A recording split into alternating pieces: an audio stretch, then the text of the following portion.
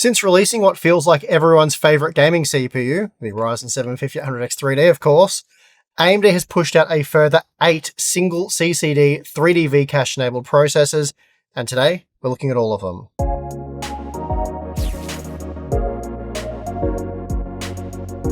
Okay, so recently I was able to finally purchase and test out the Ryzen 5 5500X3D, and in that review I primarily compared it with the 5600X3D because I thought that made the most sense, but I did include a 14 game average graph with the beloved 5800X3D, and it also featured the 7500X3D, but sadly not everybody saw that graph. There was a small amount of outrage regarding the supposed missing 5800X3D in that comparison. And there are also quite a few people who are upset that I included the 7500X3D, but not the 7800X3D.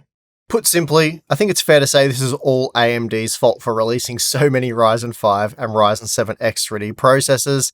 But in an effort to correct this mistake, I will be featuring all 9 models in this video. That is, unless they've managed to sneak out another binned version while I wasn't watching, which is very possible, but at least to my knowledge, this is all of the Ryzen 5 and Ryzen 7 X3D processors that have been released to market, spanning across both the AM4 and AM5 platforms. There are, of course, a series of Ryzen 9 models, the dual CCD versions, but we're skipping them for this content. 9 CPUs seems like enough to me, but you know what we're not skipping? And you shouldn't either.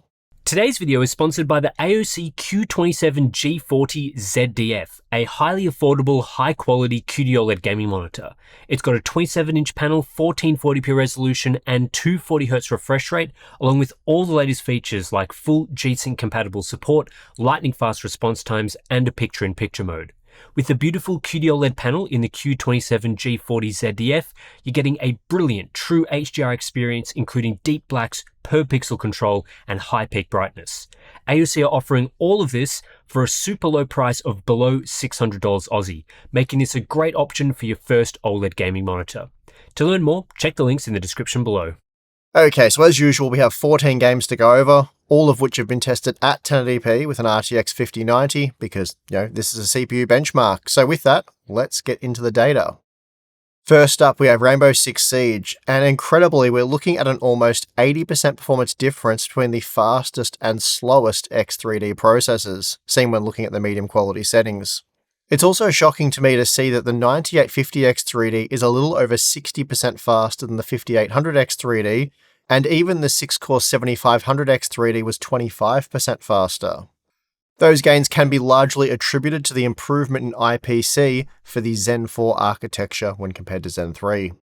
We are looking at a smaller 51% margin from the slowest to fastest X3D processor in Battlefield 6, and in this example the 5800X3D and 7500X3D delivered comparable performance, and that made the 9850X3D 34% faster.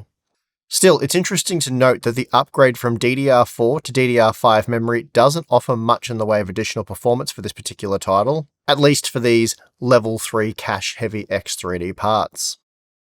The Arc Raiders results are interesting, and this is a game that benefits massively from AMD's 3D V-Cache technology. And this is the first example we're seeing where the 5800X3D is able to outperform the 7500X3D, and by a reasonable margin with the epic quality settings where it was 7% faster. In fact, the 7500X3D could only match the 5700X3D, once again suggesting that for these X3D CPUs, DDR5 isn't always going to be a significant upgrade. Next up, we have Borderlands 4, and providing you have a relatively modern CPU, this game is going to end up being mostly GPU bound, which is what we're seeing here in much of this testing, particularly when using the Badass preset, where we see just a 9% performance discrepancy between the fastest and slowest X3D processors tested. This range does increase to 24% with the medium settings, but that's pretty small given we're comparing the 5500X3D to the 9850X3D. Moving on to Marvel Rivals, we're looking at a massive 80% performance difference between the slowest and fastest CPUs tested when looking at the medium data, and a 51% margin with the Ultra settings. Now, from previous testing, we found this game is very memory sensitive, and this appears to be true even for the 3D V-Cache processors. For example, when looking at the medium data, we see that the 7500 X3D is 11% faster than the 5800 X3D when comparing the average frame rate, and 14% faster for the 1% lows. We're also seeing up to a 14% performance discrepancy between these two parts with the Ultra settings. The biggest factors at play here, other than IPC that dictate performance, is the memory bandwidth and core clock speed, not the core count. Another game that's proven to really benefit from AMD's 3D V-Cache is Baldur's Gate 3, and we've got an interesting spread of results here. Firstly, when looking at the medium quality data, we see a massive 97% performance increase from the slowest to the fastest X3D processor, and even from the 5800 X3D up to the 9800 X3D, we're looking at a 50% margin.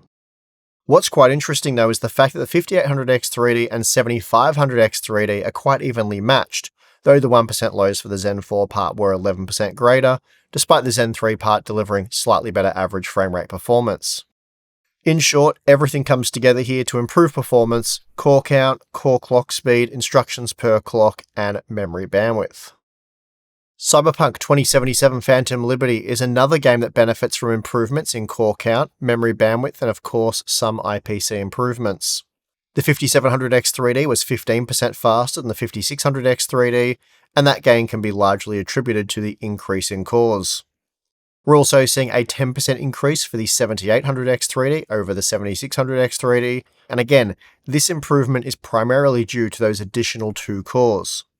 The 7500 X3D was also 7% faster than the 5800 X3D. What's really interesting to note though is the drop-off in performance for the 5600 X3D and 5500 X3D when enabling ray tracing. Although these two CPUs did see a drop-off with the medium quality settings, the ray tracing data is much more pronounced as the grouping for all of the other parts is much tighter. As a result, the 5700 X3D was up to 15% faster than the 5600 X3D. Moving on to Counter-Strike 2, this is a game that we know isn't particularly memory sensitive, and even core count within reason doesn't really matter, as this is a lightly threaded game. What does matter though is IPC, and that's about it. So the 15% performance increase we're seeing from the 7500 X3D to the 5800 X3D isn't due to the newer processors supporting DDR5 memory.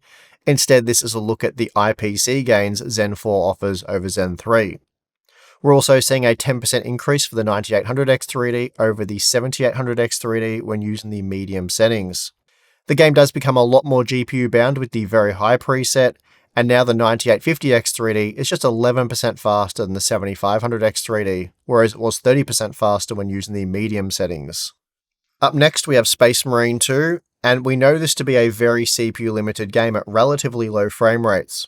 For example, using the medium settings in our Horde battle test, the 5800 X3D is only able to just break the 100 FPS barrier. CPU clock speed, core count, and IPC are all very important here. The 5700 X3D, for example, was 6% faster than the 5600 X3D, while the 7800 X3D was 15% faster than the 7600 X3D. And those margins prove that both core clock speed and core count are important here. The margin from the 5600 X3D to the 5700 X3D is much smaller due to the fact that the 5700 X3D is actually clocked 7% lower than the 6-core model, whereas the 7800 X3D is clocked 6% higher than the 7600 X3D. Testing Mafia the Old Country with the medium quality preset, we're looking at a 57% increase from the slowest to the fastest X3D processor. Core clock speed, core count, and memory bandwidth all appear to be key performance driving metrics, though of course IPC could be just as relevant as memory bandwidth, but from previous testing we have seen DDR5 offering big gains in this title. We also see that core count's more relevant at the lower end of the scale where the CPU bottleneck is more severe. For example, the 5800 X3D was 9% faster than the 5600 X3D, and both CPUs operate their cores at similar frequencies. Even so, the 7800 X3D was 7% faster than the 7600 X3D, though the 8-core model does also clock its cores 6% higher, so core clock speed's likely a bigger driving force for performance at the higher end. ACC is an interesting game for a few reasons. Firstly, it loves AMD's 3D V-Cache, it's also very sensitive to core clocks and memory bandwidth, but it doesn't benefit that much, if at all, from additional cores, and will play very well with a powerful quad-core processor, for example. And that being the case, these results are a bit more mixed than what we've typically seen. The 5600X3D, for example, was faster than the 5700X3D, matching the 5800X3D, while the 5500X3D wasn't a great deal slower than the 5700X3D. The 7500X3D, though, was 15% faster than the 5800X3D, and I believe this is largely due to the improved bandwidth offered by DDR5. But we can't discount IPC gains either, as the 9800X3D was up to 18% faster than the 7800X3D in this title, which is a much larger gain than you'd typically expect to see. Next up, we have Spider-Man 2, another really interesting game for testing.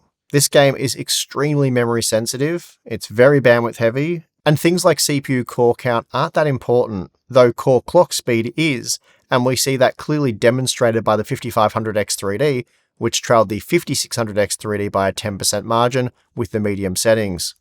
The difference in memory bandwidth can be seen when comparing the 5800X3D and 7500X3D, as the DDR5-enabled Zen 4 part was 17% faster.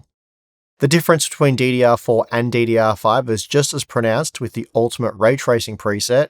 Here the AM4 processors are all limited to around the same level of performance, and then we see a 17% jump up from the 5800X3D to the 7500X3D.